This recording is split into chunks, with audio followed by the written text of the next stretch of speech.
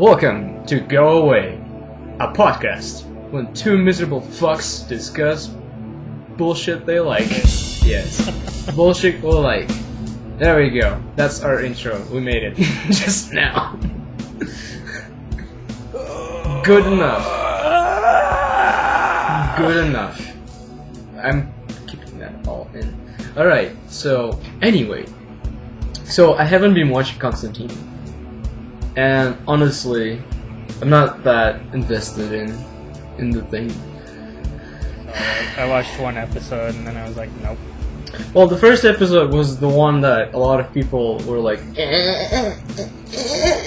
because it's like, it's very clear that what they're doing is, well, like a supernatural ripoff with just elements of Constantine thrown in just for recognition.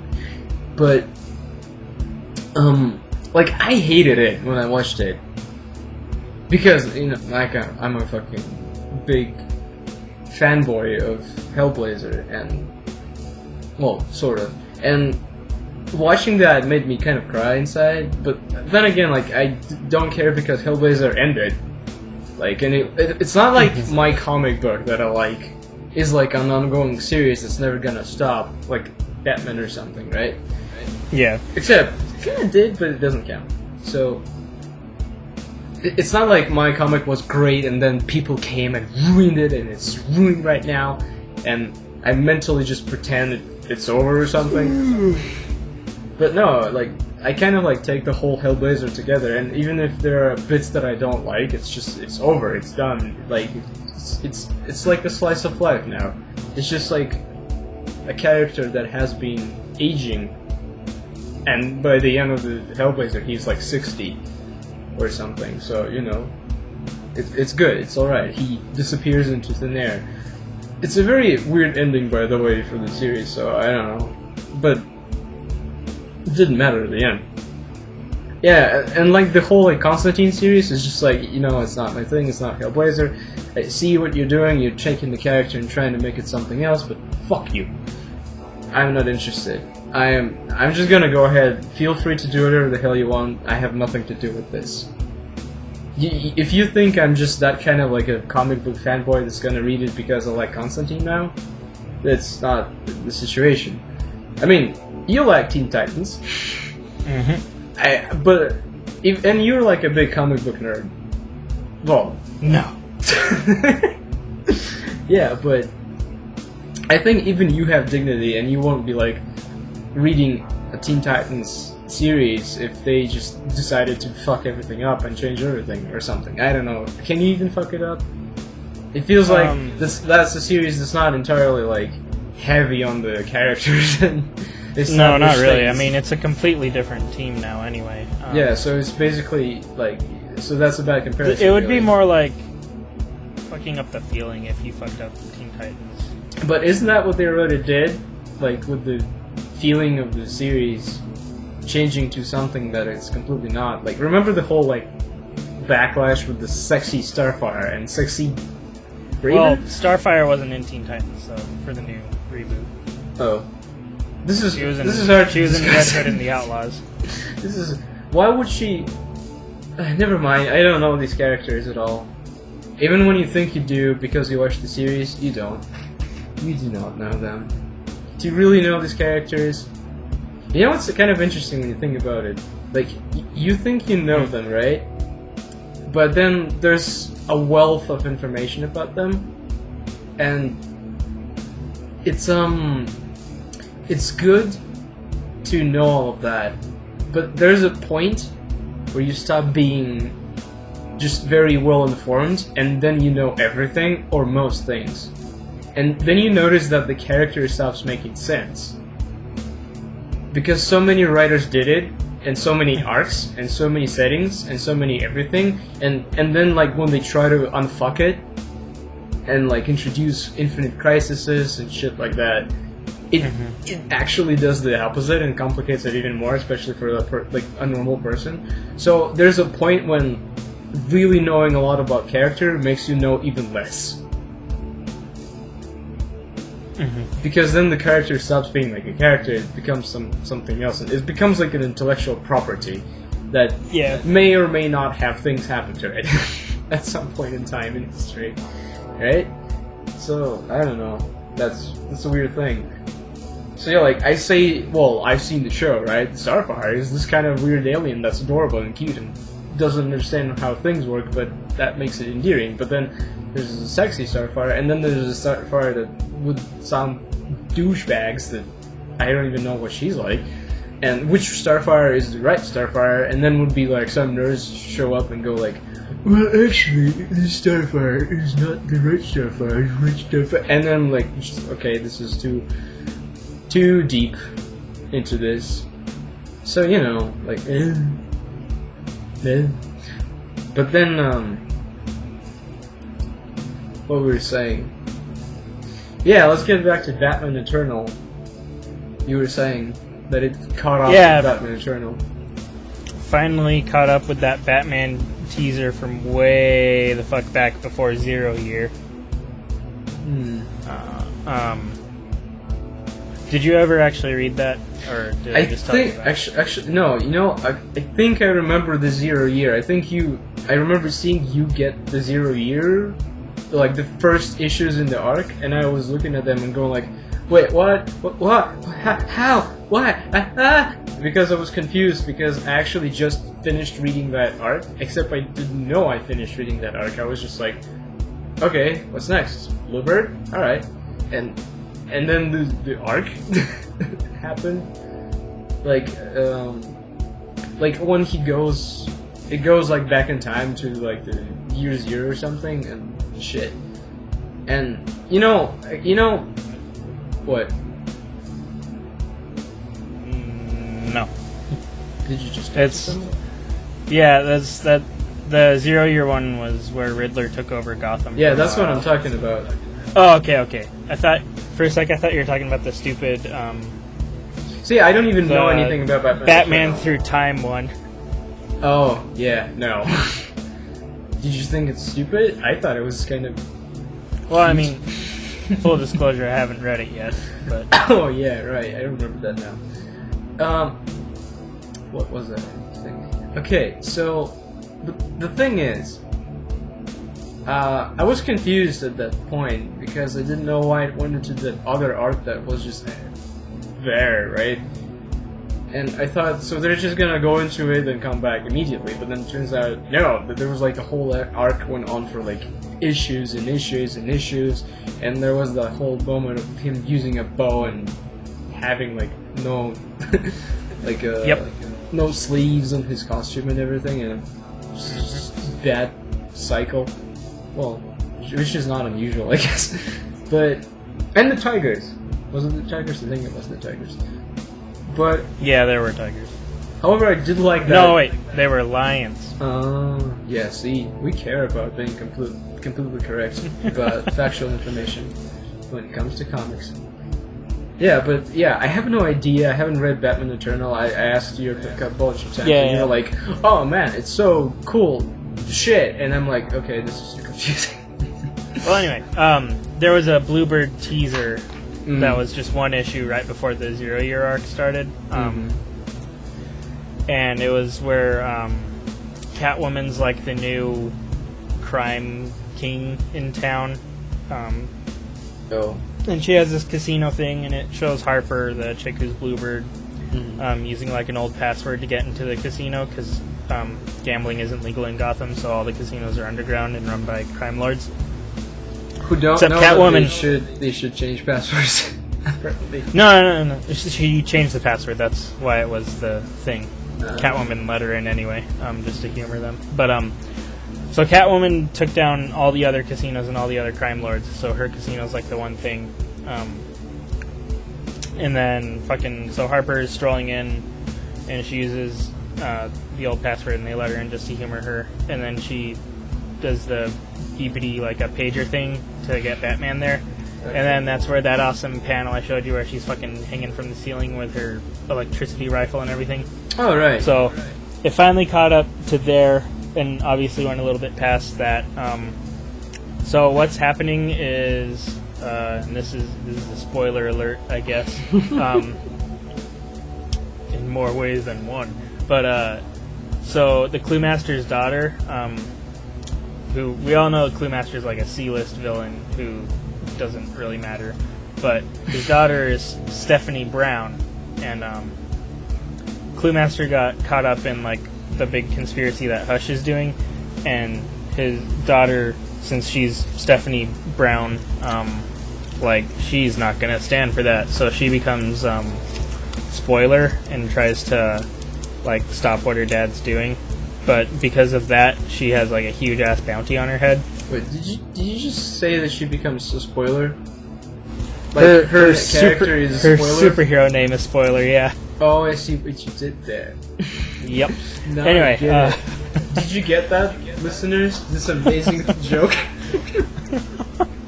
Beautiful. Anyway, okay. fucking, where the hell was I even? Well, so she has a huge bounty on her head. Like even her dad's trying to kill her, or he was, and he's in Blackgate or whatever. But so Catwoman was keeping her safe, and then Batman took her, and now she's holed up with Harper and her brother in their apartment in the Narrows, and they're talking and being bitchy girls at each other, and that's where we are. Amazing. And then Gotham Academy number 4, I think. Let me check real quick. Factual information in comics, very important. Number 4 came out, yeah, this week. I'm really liking the series. It's like, it's like, I knocked over a bunch of stuff, but it's like Batman meets Hogwarts. Meets Hogwarts, but also meets like a cute shoujo manga. What? So it's like fucking perfect. Here, I'm gonna find you some pictures. Oh my god. So it's in Gotham Academy, obviously, which is like their big private school. And the main character is this girl, and then her ex-boyfriend, who she still hasn't officially broken up with. His little sister is like super obsessed with being all buddy-buddy with her, and the little sister's name is Maps, and she's obsessed with like tabletop role-playing games. Okay. So she draws maps everywhere she goes, and she's super cute. Okay. And then like the bully bitch is obsessed with trying to summon the ghost of one of the Cobblepot girls, like from way long ago. I forgot her name. But anyway, so she keeps doing like black magic rituals, and then like the main chick, I forgot her name. Is it Olive? I think it's Olive. But she finds a secret passage that leads her in between the walls, and she finds some deep shit there. It's really cool. Yeah. But yeah, it's an awesome series. It's a nice break because it's more like it's like lighthearted, but not too much, you know. But not too much. You wouldn't want it to be very lighthearted. No, because then that's just saccharine and stupid. There you go. Heard it. All right. So here's an image of Maps drawing a Dungeons and Dragons enemy, or painting, I guess. You know, this is more like what you said than I thought it would be. And yeah, I recognize that playing. I don't remember their names. Yeah, I forgot their names too. So I'm a failed Dungeons and Dragons fan, but it's alright. Don't you still play that?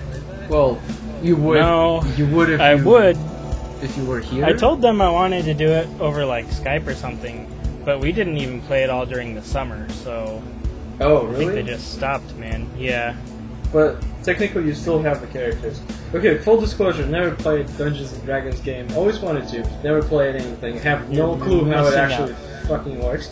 Well, you see, you're saying I'm missing out, but may I remind you how, like, one day you're like, okay, we're gonna go, and I'm like, oh, where to? And like, to play Dungeons and Dragons. I'm like, oh, can I join? I always wanted to play. And you're like, no! And you slam the door. And I've never played since then. That was my only opportunity in life to play the game, and you left. Alone. Yeah. Me, alone. In You the make rain. me sound like a bad guy. Well, that's how you. That's your charm. Anyway, Unwilling bad guy. so I talked about Batman, talked about Batman Eternal. Well, I didn't talk about Batman on this thing, but Talked about Batman. Talked about Batman, the other Batman. Talked about Batman Harvard School. Talked about Batman High. So we were talking about Batman before we started recording. Basically, some shit's going down with the Joker. It's really cool, and you should check it out. I don't want to say too much because that's honestly a really, really huge spoiler. Well, the only thing I know is that I've seen a panel from it with the Joker wearing what seems to be like swimming goggles or something underwater. Yeah. I guess he's taking a dive. In a Lazarus pit. Anyway, like Court of the Owls was a really good arc, and this is at least as good, if not better. I just want to say that actually my favorite arc out of the ones I read, and I didn't read much, but I really liked the Court of Owls, but my complaint was that it ended too quickly and kind of almost in an obvious way. Yes. Okay, this is a big spoiler. You might actually even edit this out. So at the end of the last issue of Batman, the last panel was Batman finding the Court of Owls, and then I forget what he says, and I already sealed up the comic, but it was basically like him saying, "All right, let's work together." With the Court of Owls. Uh-huh. Huh. Well, you heard it, listeners. I'm not editing this out. Oh, you son of a bitch. I'm gonna spoil Anyway, everything for what else? everybody. Well, like I was gonna say, your butt is smelly. Yeah, it is actually. What else came out? Dying and the Dead came out from Image Comics. Yeah. It's said massive. You said that it's big and good, and that Yeah, I should it's- check it out. It was like 50 pages long for the first issue. No ads or anything. Image doesn't really do ads. But just really high quality printing, nice art, and like there's not a whole lot I know about the story so far, but basically it's kind of like sort of like the old adventurer archetype, like Indiana Jones and Alan Quatermain and all that. He's an old like U.S. Air Force sergeant or something like that, and his wife's dying of cancer, and then there's like this society or something that seems to be mostly made out of like clones, and there's like this weird thing going on with them, and then to oppose that, there's like he gets driven out to this church in the middle of the desert, and when he walks into this church, it opens up into this huge like underground city that's like populated by these glowing pale-skinned people who seem to like oppose whatever the fuck these clone things are doing, and I guess they're immortal. And then he's given like basically like a quest, like an old-timey adventurer's quest, and the payoff for that is that they'll cure his wife's cancer, which the doctor had just said was inoperable and she was going to die. And there are some hints that like he knew who they were before to the pale-skinned people. But anyway, yeah, it's really good art, really good price for like all 50 of those pages. Is like a $4 comic, $4.50, something like that. So yeah, recommend it. And then what else? What's the score would you give it? Like, what is the score? How many muffs? How many cups of tea? How many screwdrivers? How many Rubik's cubes? 4.5 cups of tea out of 5. Okay. And then what else? Future's End. You're still reading that? Yeah. I mean, done. it's almost done. Yeah. I think that one's also only a 48 or 50 something series. I think that ends in April. But anyway, there's a lot of backstory, so I don't really know what to say about that. The thing about Future's End is, except for maybe Batman Beyond and a few other big Justice League characters, it mostly focuses on like the smaller niche characters like Grifter and Amethyst and Frankenstein and blah blah blah. That's all the But characters. You picked Grifter to name the first. but it it keeps it interesting because as much of a comic nerd as I am, because of my allergy to media that isn't physical, I don't know a whole lot about Frankenstein in the DC universe anyway, or Amethyst or any of the other characters that they're really focusing on. So it kind of keeps the mystery. Amethyst kind of has a thing for Frankenstein, which is kind of gross, but Frankenstein's not doing so good, and then he refused to be like healed. And then there's this like, I forget who made her. There's this chick it's like a little girl named 50 Sue who she's like a manufactured metahuman, so she's like super powerful, like basically a god, but she's an 8-year-old. So you can probably imagine. Terrible. Yeah. That is So she's terrible. moody, and she, like, if you piss her off, then you're fucking screwed. So she's basically like, she had a thing for, not a thing, but she liked Deathstroke for a while and thought of him as a father figure. But he, spoiler alert from forever ago, he died. And then she went crazy for a little bit, but now she's like taking Grifter and this one chick, Sarah Lang or something like that, as like adoptive parents. And then the fat neckbeard guy who rolls around with Grifter and gives him all his info, she kidnapped him and made him her brother. Dude, you don't even know. No, I do not. But anyway, what else? I told you about how the whole thing was like Brainiac, but Constantine, I guess I should say. Yeah, that's Constantine came and found Superman and was like, no, you don't get it. This isn't Brainiac. This is like Brainiac the God. So, I don't know what's going on with that. And then, what else? Maybe you would have known if you played that DC Universe game. Maybe. Anyway, and then Mr. Terrific, you remember the Zero issue that you saw glimpses of. Yeah. Basically, Mr. Terrific made an evil iPhone, and that's what did that. So, there we go. What else? Oh, and Zombies versus Robots, or Robots versus Zombies. I keep forgetting the order that it actually goes in. Zombies versus Robots.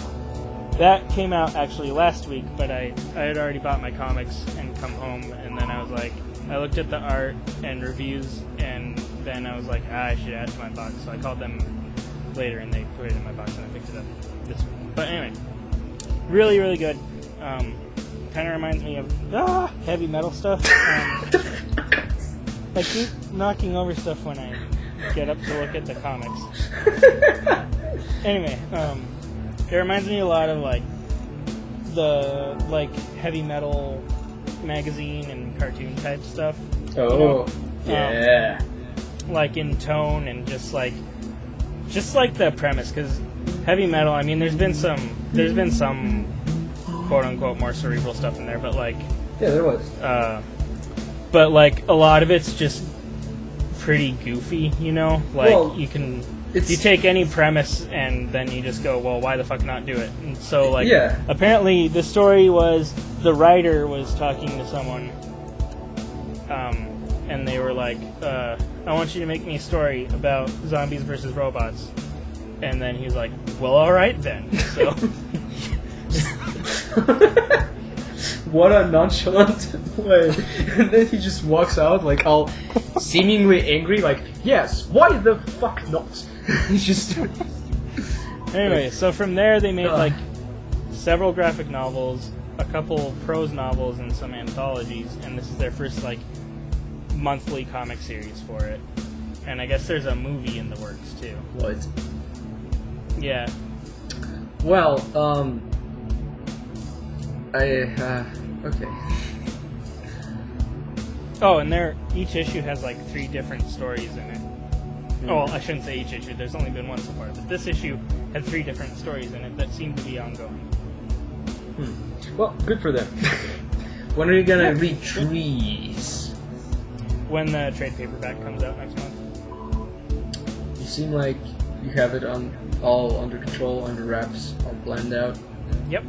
And Image does this awesome thing where, like, the first volume of their trade paperbacks of the series are always $10. Usually they go up to $15 after that, but you can at least, like, try out a series for less, you know? Like, look at volume 1. So I think that's cool of them. Okay, I'm just saying. Actually, this whole time I've been thinking, why do I remember Trees in the first place?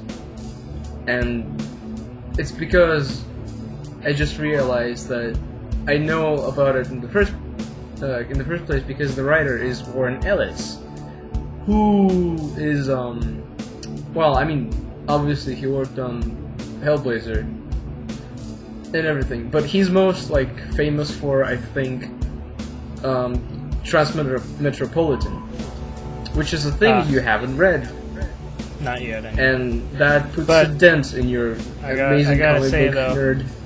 I gotta say, though, cred. When I finish Swamp Thing, I think my next Vertigo series is actually gonna be Why the Last Man, because that's by the same writer as Saga. Oh, well, yeah, since you're, like, so in love with Saga. You haven't read it, so you haven't fallen in love yet. Maybe. Maybe not. I mean, was there something that we did not like? I mean, you liked that I didn't like. Okay. Probably. The question is if we can actually remember what it is, if it ever happened. I remember one example when I liked something you didn't. Okay, so I really like this series, The House of Cards, the new ones, the new episodes, the new seasons with Kevin Spacey, which is like a remake, reimagining of their old one, the British series. And I thought it was amazing and very interesting and entertaining. And you just were like, meh. Wait, which one? Who? The House of Cards with Kevin Spacey. Oh, yeah. On Netflix, which I thought was brilliant. Very entertaining, funny, interesting, and sometimes it's basically a great thriller. And it's not so much political, really. Politics is like the background of the whole setting. But it's mostly about, like, a terrible person. And his wife and other terrible people. It's about a sociopath in a way. He's not, like, exactly a sociopath, but he kind of acts like one. Like, he's a vicious, like, Hannibal Lecter kind of shark. And it's entertaining to see him, like, manipulate things the way he wants it. And then you're there just saying, political dramas. Political thrillers. Not my thing. Well, I mean, what can I say? You're so much of a liberal sometimes that if there's, like, Congress involved, you just don't want to see it. What? I don't know, I'm just coming up with shit right now. I'm like moderate left, if anything. I don't even know what that means. That's like middle but left leaning. See, I got that. But what? I know, yeah. Let's not make this a politics one. I'll cry. Everything is a politics one. Oh, shut the fuck up, you fucking pedant. I'm not. I just want to make fun of people who talk about politics all the time. Do you know how like there's always one person at a party who drinks too much and he starts talking about politics? It's always a he. Never in my experience I've seen a woman do it. It just never happens. Well, Not a single time. just get an SJW family member; it'll happen. But it Only wouldn't they be don't have about to be drunk. it wouldn't be about the politics that I'm talking about. Like I mean like a political major dude. Like if it would be a SJW, it'd be like an SJW. It'd be like about like how like women are underrepresented in video games or something. You know, like or how I should paint less breasts because I'm hurting the society with my artistic decisions. Yeah. So yeah. And you have a responsibility. Yes, to uphold the quality of life. I don't fucking know. It's just, it's stupid. It is so stupid and completely, like, so removed from any common sense or, like, understanding what an artist is. Like, it's like someone walking in on a person who draws and just not knowing anything about any kind of art or what is it about, what's it for, and just dictating shit because they think that's important. Mm-hmm. Like we're both artists, and we are both biased in our opinion that art is more important than anything you motherfucker have to say. Like, well, you know, like people say like art should do this, it should do that. No, it fucking doesn't. Like art is a giant mythical beast that serves no man. You know, an artist is just people that sometimes ask for a gift, and the beast allows it to happen. They're nice enough, you know. And like when someone like art should do this, just like fuck off. You have no say in this. It's like okay, I've been on the group Level Up yesterday, and. Mm-hmm. That I showed you. There was like this one person, and then later more. There was one more that I didn't tell you about, but this one person started the whole shit. She was talking about how, like, it's totally wrong to do all the art. And here's the thing that really bothered me. She never played the game itself. The Dragon's Crown was the game that people were discussing art style of in question, and this is like an old. Like beaten cow by now, but of course she didn't play the game. She doesn't know anything. She just saw the illustration that people posted, and it wasn't even the sources. It was the Amazon, which is, I mean, unusual. But yeah, she was just saying shit, and then the like one guy who decided to say the most like perfect stuff is basically if you want to change something, don't censor anybody, or don't like tell them what to do. Just go and do it, or maybe like make somebody do it with some good incentive, like money. But and that like what can you say to that? You have to agree that yeah, I guess what should be done is like you know it is done. Like for example, you know like we spoke about Brianna Wu like briefly, and no matter what we think about her, and you know the whole leaning of us towards like everything that is talking about feminism in video games is kind of like dubious, but but she actually did make a game. I mean, say what you want. Say, yes, but say what you want about it. She did make a game. Like at least there is a thing, right? Sure, I would say that's not enough to make her like the queen of talk on video games. You know, but like it's you could say that she's a critic, right? But I don't know, like at least she tried to do something. Like critics can go and write things, but that's as far as they can go. Critics can just say whatever the fuck they want, and artists don't have to do shit. Critics do not do anything. There's a problem though, because in our society there's like this prevalent idea that well. Sure, we say video games are art, right? And movies are art, but they're also a product that common people consume. And actually, I'm not a big fan of Millie Bob, but he actually did a good, like, little talk about it. How like criticism became something different especially in the US not so long ago, when it became about the product, right? Because a lot of people consume it. It's not just for like the rich or something, right? So people need to know what to spend their money on. So the criticism, or more likely the review, was born in this kind of way, right? And the review is supposed to be objective because it's about what you actually like can do with Well, it. you're supposed to look out for the consumer too. Yeah, like you're supposed to look out for the consumer, and that's like, yeah, it's a good point, but like this is more of an editorial thing when you're writing about feminism, or like there's a problematic expression of sexuality of women in video games or something like that.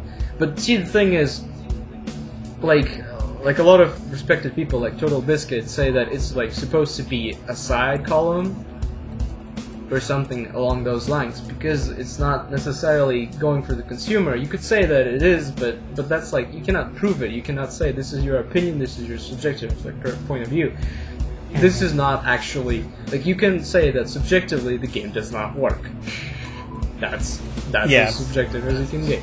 It doesn't work, or it's not fun. Wait, did you mean objectively? Yes, you're right. But the thing is, stuff like that is cobbled up with the objective points. Like a lot of people use, like he used himself, Total Biscuit, Sir Total Biscuit used this point when he used the Bayonetta review, when it was all like fine, but then most of the review was about that stuff, and it affected the review score. And here's the, well, I mean, obviously we both think that the score is stupid, but you know, that's the whole point. It's a review. It's supposed to look out for the consumer, and the consumer cares about the score, because you know, that's where the product part comes in. A product has a score, an art piece has a critique, and that's a problematic thing. And I love how you hate that word. Yes. God. You hate the term, but I mean, the problem is that people put them together. They put the critique that has like an opinion with the objective thing, and it may ruin the sales, ruin like perception of something or whatever. But a critique has a place in the world when it's somebody's opinion. Like, just criticize a piece of art based on how many vaginas does it have, because you're a sexual predator or something, you know? So the thing about this is that, unfortunately, like, people say video games are art, but they're also a product now, and they were a product in the first place, more so than art, some would argue. And if you want to talk about video games as art, you need to understand that when you're doing the editorial critique, the one that talks about feminism, that talks about how great it is, and from some kind of subjective point of view, or some representation idea, or some social issue, or anything like that. Like, I can't even think of something, but I'm sure there could be like some weird, obscure point of reference for an opinion. It has a place, and it should be done, because that's what like, I mean, we both know from art history that critique has always been this kind of interesting, weird shit that had like a lot of witty people write shit about stuff.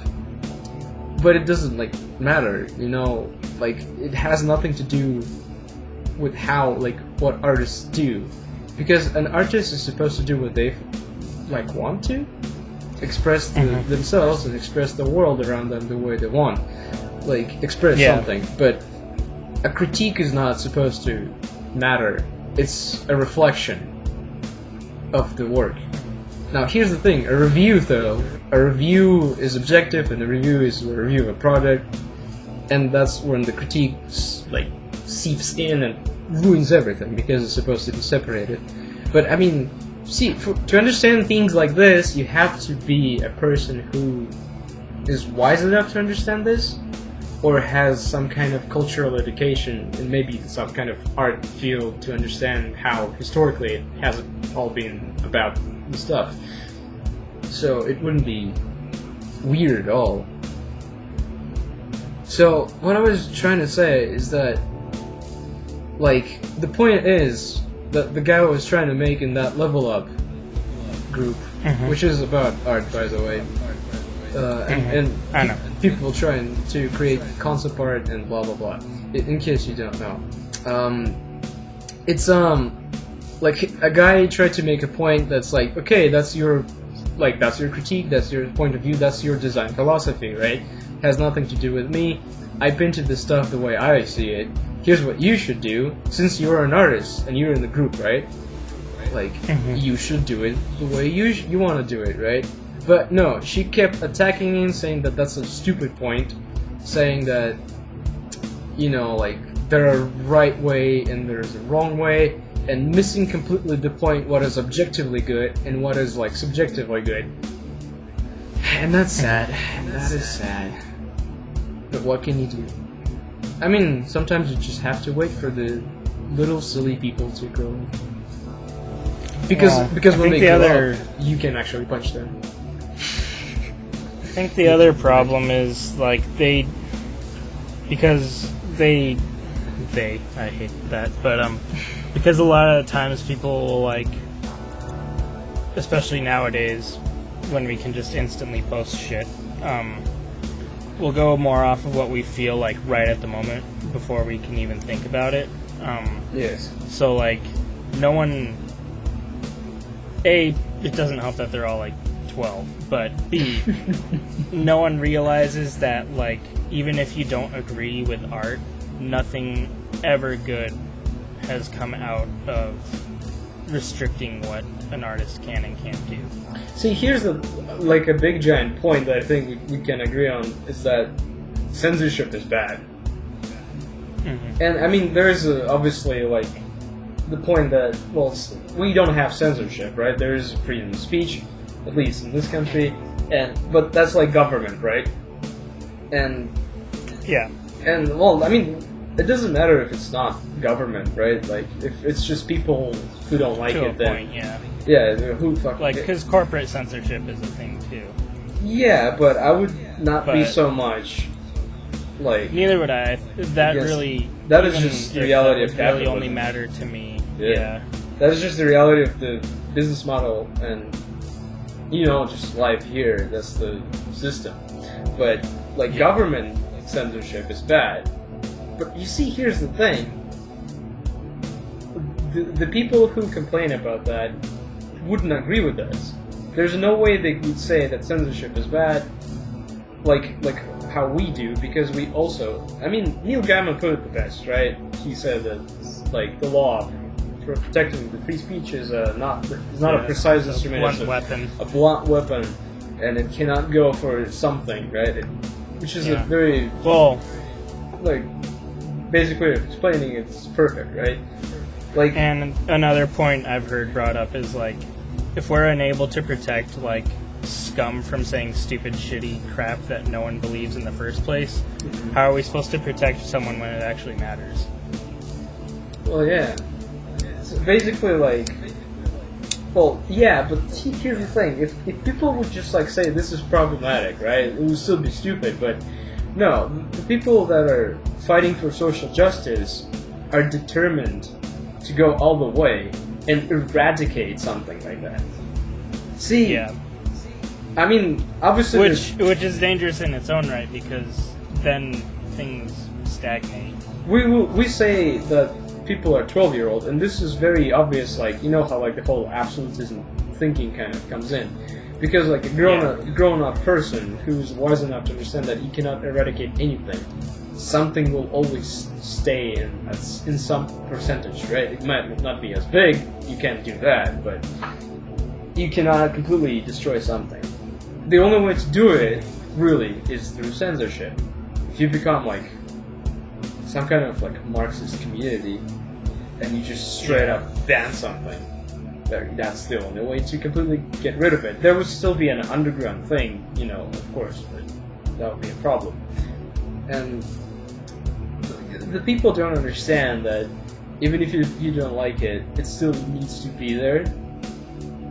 And I mean, I absolutely hate a lot of shit, but and I would openly say that I want to smash their skulls for doing it.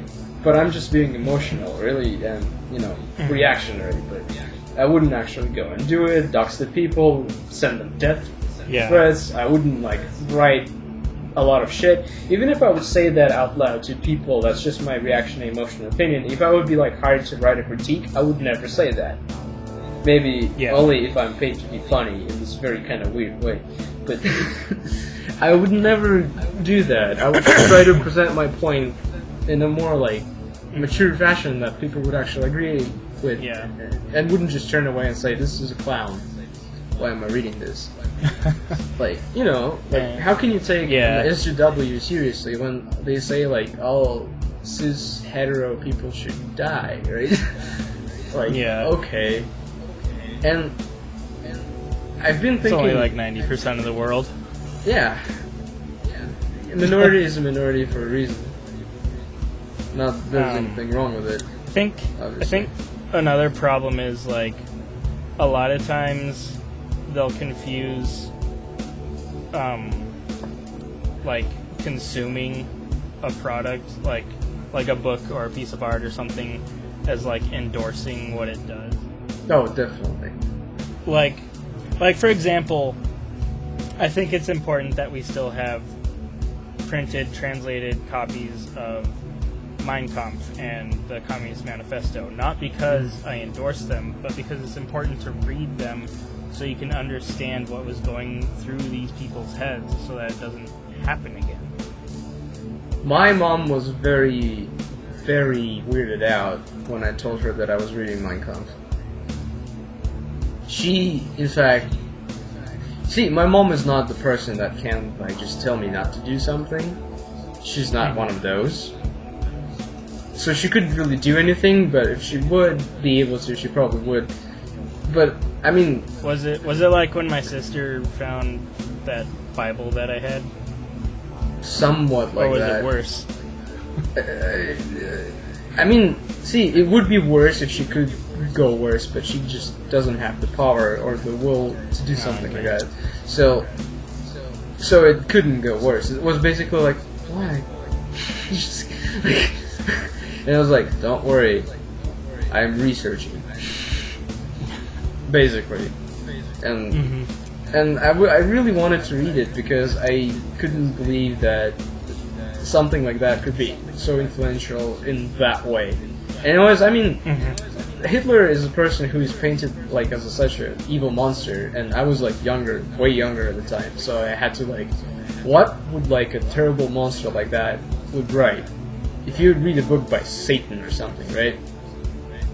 And like, I thought about it, so if he's like that, if he's like basically Lucifer on Earth, then I would imagine I would be very enamored with the book, and I would like it and I would agree, right?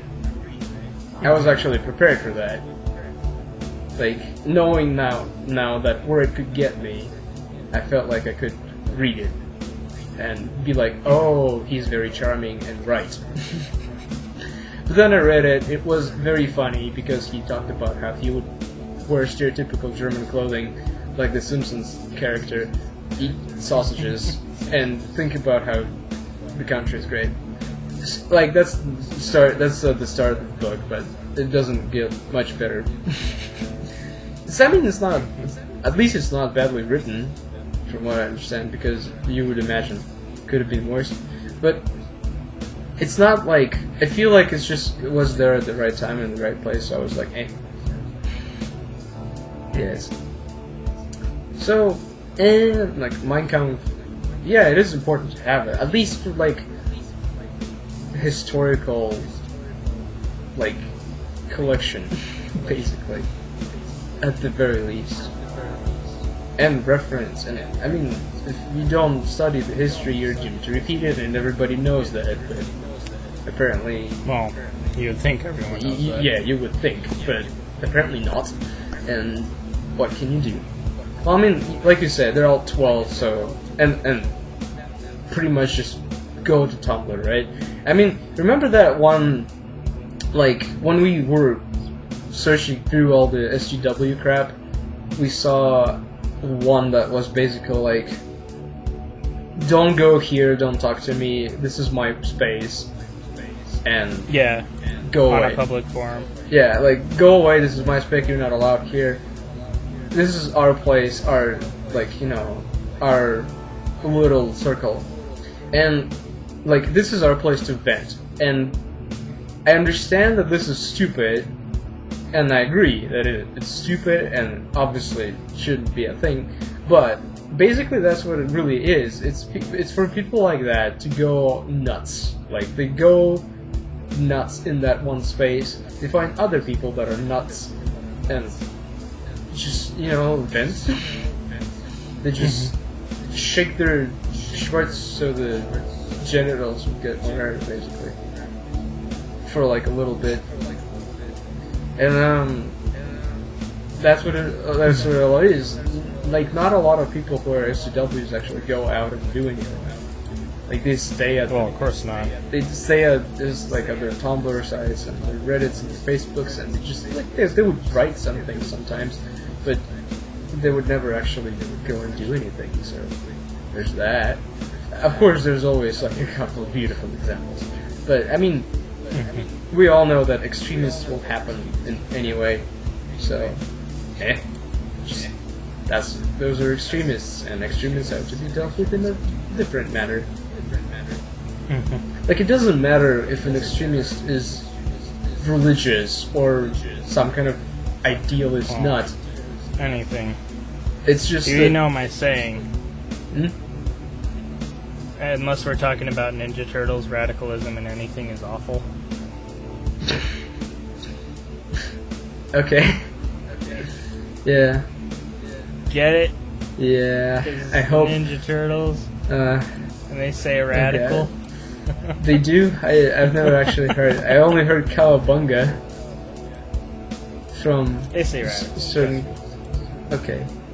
For those of you that don't know. I showed you. Shut up. For those of you that don't know. For those of you that don't know, my podcast partner, he's a real deal Teenage Mutant Ninja Turtle fan, and none of that 60s, none of that like modern show crap, none of that even old school. What was it, like 70s, 80s cartoon? Not even Late that. 80s. Late 80s. Not even that. He goes all the way. He read the actual comic books before it was cool. Where is it? Late From 80s? Was it Kevin- mid 80s? I don't care. I never liked them. Ooh, Because they unpopular didn't. opinion. Because they didn't wear shoes. Yes, that is correct. As a child, I was disgusted by human anatomy, and I thought, how can anything be cool if it doesn't wear shoes so we can see their disgusting toes? Oh, I was right. Late 80s, 1987 to 1996. Like I said, we take our factual information very seriously when it comes to comic books. Very seriously. What was that Beethoven piece composed in? Fuck it. Who cares? When did the comic book came out? Oh, it was the second week of January, 1968. And that's only the first print. So, now that you've listened to a bit of Marilyn Manson's The Pale Emperor, I think that's the... I listened to the whole thing. There you go. You listened to the whole thing. I haven't listened to the deluxe version, which has like, what, 3 more songs? The last 3 ones are basically just acoustic versions. They're good, but I mean, nothing Well, groundbreaking. so yeah, like, I thought it was a really good album. Yeah, it was great. I mean, say what you want about Marilyn Manson, but he always has some kind of idea going in with his projects, with all of his music. Yeah. He's not, like, terrible.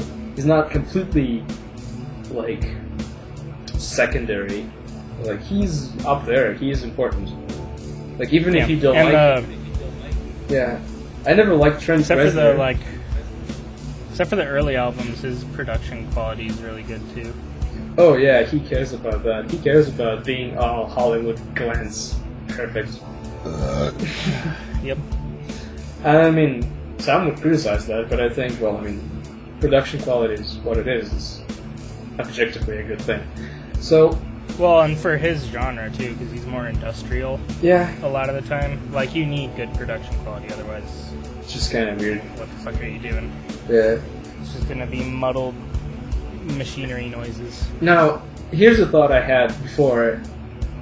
Would you agree that this album is kind of like a little bit reminiscent of Tom Waits? Yeah, especially in the beginning. Yeah, I feel like if Tom Waits was more like Marilyn Manson, this is exactly what it sound like what it would sound like, and that's the album. And I like it a lot. Like this whole like arrangement, the sound, the sound palette that he creates is very cool. Yeah, so 15 Pikachus out of what, 16, maybe 17. Pika. Oh, you're giving it a rating. I thought you were referencing that bed full of like 200 Pokemon plushies I showed you. Nope, it's a sport. Oh yeah, I think 16 Pikachus out of 17 sounds good. Yeah, 16 Pikachus out of 17. Marilyn Manson, you got it. This is a great album. Hope you're proud. Yeah, very impressed. Very impressed. I mean, not surprisingly since you're so great, but this time more than any other time. Well then.